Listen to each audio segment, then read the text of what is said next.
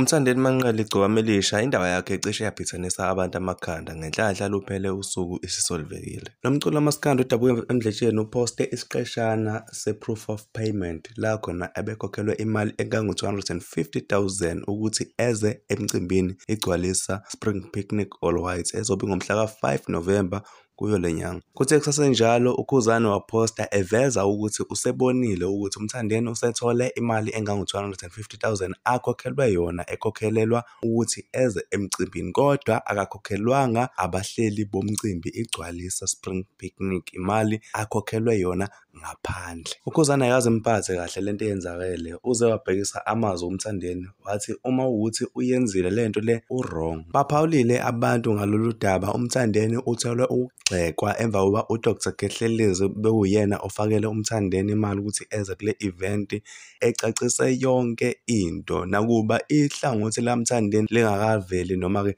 engakakhulumeli isayidi lakhe, kodwa-ke basaqhubeka basamgxeka.